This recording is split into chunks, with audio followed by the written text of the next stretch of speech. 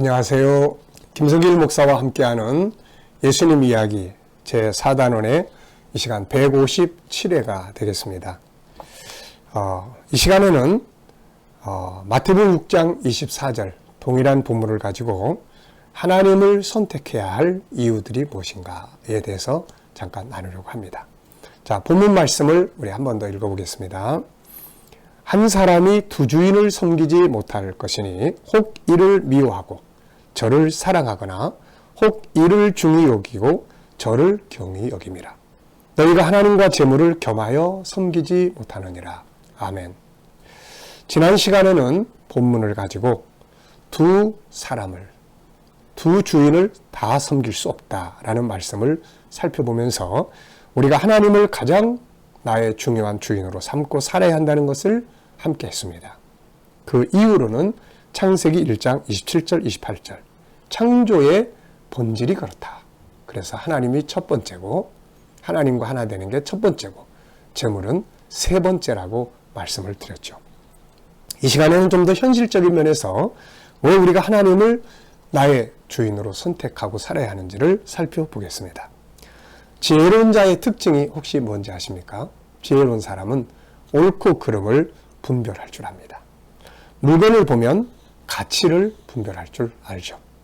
무엇이 더 중요한지를 잘 찾아내서 올바른 선택을 하는 겁니다. 그것이 지혜로운 사람이에요.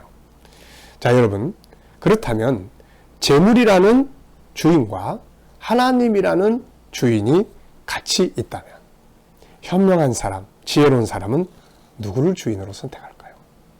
여러분들을 같으면 재물이라는 주인이 있고 하나님이라는 주인이 있다면 누구를 선택하시겠습니까? 여러분들은 다 현명하신 분들이기 때문에 아마도 하나님을 선택할 거예요. 이 시간에는 우리가 하나님을 왜 선택을 하는 것이 지혜고 왜 선택을 해야 되는지를 잠깐 나누려고 합니다. 말씀 몇 곳을 소개하면서 우리가 왜 하나님을 선택해야 되는지에 대해서 살펴보겠습니다. 우선 첫째는 창세기 1장 1절 태초에 하나님이 천지를 창조하시니라. 내 옆에 누군가가 창조할 수 있는 분이 있다면 얼마나 좋겠어요. 재물은 창조된 것이지 창조주가 아닙니다. 창조된 것을 선택하는 게 지혜일까요? 만들 수 있는 창조주를 선택하는 게 지혜일까요? 아마 당연히 창조주를 선택을 할 겁니다. 인간은 창조주가 아니고 하나님이 창조하신 것들을 활용하는 자들이고 재물이나 이런 것들은 창조주가 아니라 만들어진 것들입니다. 다 쓰면 없어지는 거고, 그렇죠? 자, 지난 시간에 우리가 살펴봤던 다윗의 고백을 또 보겠습니다. 역대상 29장 11절, 12절, 13절이에요. 여호와여, 위대하심과 권능과 영광과 승리와 위엄이 다 주께 속하였사오니 천지에 있는 것이 다 주의 것이로 소이다. 여호와여, 주권도 주께 속하였사오니 주는 높으사 만물의 머리심이니이다. 부와 귀가 주께로 말미암고 또 주는 만물의 주제가 되사 손에 권세와 능력이 있사오니 모든 사람을 크게 하심과 강하게 하심이 주의 손에 있나이다. 우리 하나님이여, 이제 우리가 주께 감사하며 주의 영화로운 이름을 찬양하나이다. 아멘입니다. 자, 다윗은 지혜로운 사람이에요. 그래서 진짜 자기가 섬겨야 될 주인이 누군가를 아는 사람이죠. 이 말씀을 보면 모든 만물의 주인은 하나님입니다. 부와 귀도 그분으로 말미암고 사람을 크게 하심도 강하게 하심도 다 그분의 손에 있고 천지에 있는 것이 다 주의 것입니다. 그분이 주인이죠. 자, 여러분, 모든 것을 가지신 분이 있고 그분이 가지고 있는 물건이 있습니다. 어떤 걸 선택하시겠어요? 가지고 있는 주인을 선택하겠어요? 그분이 가지고 있는 물건을 선택하겠어요? 지혜로운 사람은 당연히 그분이 가지고 있는 물건을 선택하는 게 아니라 그분을 선택할 거예요. 그분이 주인이니까요. 자, 그 다음에는 시편 127편이 있습니다. 시편 127편. 네. 시편 127편 1절 우리 잘 아는 말씀이죠. 여호와께서 집을 세우지 아니하시면 세우는 자의 수고가 헛되며 여호와께서 성을 지키지 아니하시면 파수꾼의 깨어있음이 헛되도다. 너희가 일찍 일을 하고 늦게 누우며 수고의 떡을 먹으며 헛되도다. 그러므로 여호와께서 그의 사랑하시는 자에게는 잠을 주시는도다. 자, 이 말씀을 보면서 무엇을 느끼시나요? 네, 인간과 하나님은 차이가 있어요.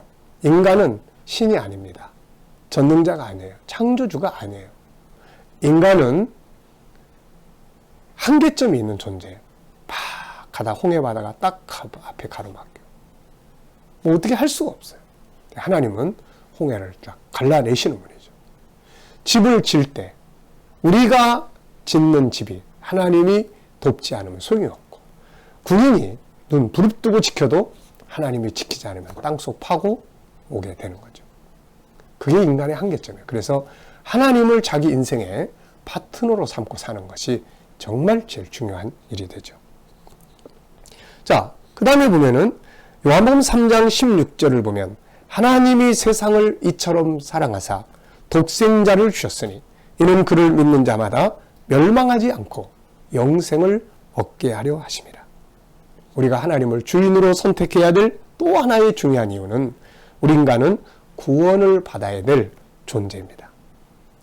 하나님은 우리를 구원할 수 있는 분이고 우리는 구원을 받아야 할 존재예요. 세상에 와서 가장 중요한 것은 구원받는 일이죠. 아무리 많은 재물을 가지고 있다 해도 재물이 우리를 구원하지 못해요. 그의 인생을 실패한 인생이 되기 때문에 구원자, 하나님을 선택하는 것이 지혜죠. 오직 구원은 하나님과 그의 보내신 예수 그리스도께만 있습니다. 재물로 사람이 죄사함 받고 구원받는 게 아니죠.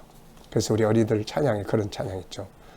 돈으로도 못 가요 하나님 나라. 재물 가지고 못 가는 거예요. 그래서 재물을 선택하지 말고 하나님을 선택할 수 있어야 하는 것이죠. 그 다음에 정말 중요한 이유는 이거예요. 히브리서 12장 9절.